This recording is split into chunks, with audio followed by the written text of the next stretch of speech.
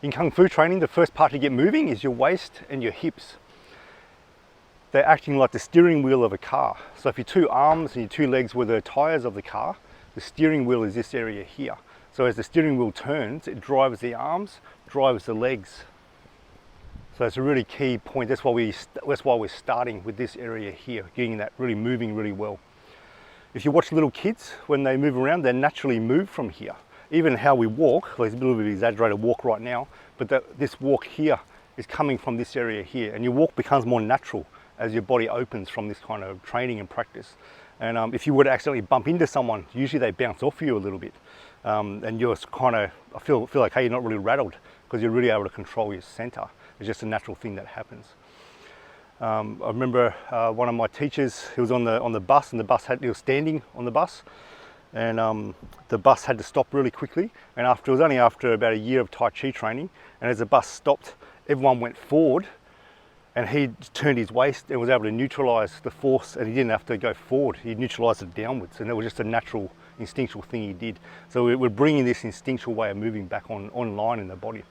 So we all have this ability to be able to move like this as children, and we tend to lose it. There's like a disconnection with the waist as we get older. So from computer work, stress, uneven activities, work, that sort of stuff.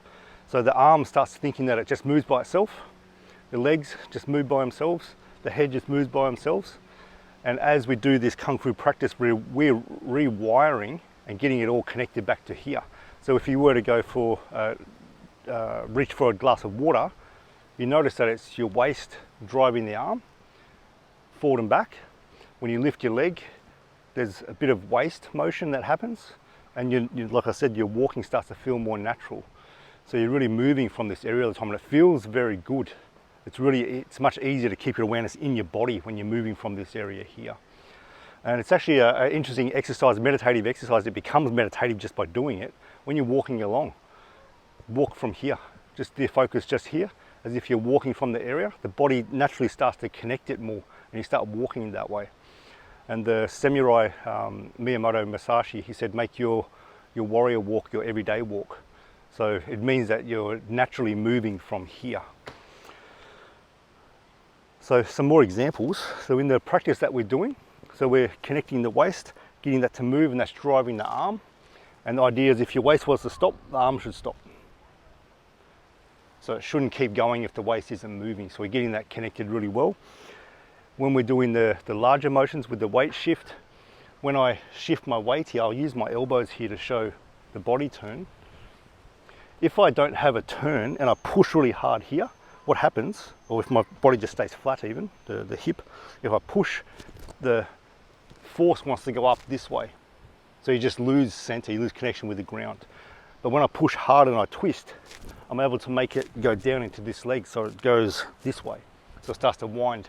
And the better you get with your punching, the more powerful you get, the more force you have going downwards. So about 60% of the force goes down and 40% goes forwards. I remember my teacher practicing with his Kung Fu brother, who was very high level, and he said they were practicing in like a muddy area, and they were doing a fixed push hands, so they got a lot of pressure on each other on their arms.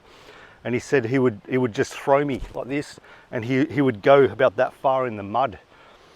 His Kung Fu brother, he would throw him this way, and by doing that, his body had to go down to create a lot of ground force. Then he would throw my friend, and he would move a couple of meters away. So the force starts to go down quite a lot, so 60% down, 40% out, which means that you have more power output. That's what it means. So when I'm doing this motion here, the waist turn is driving the arms. The waist turn's also driving the stepping, the knee lift, the kick. So when I'm moving this way, so it's my waist driving both arms.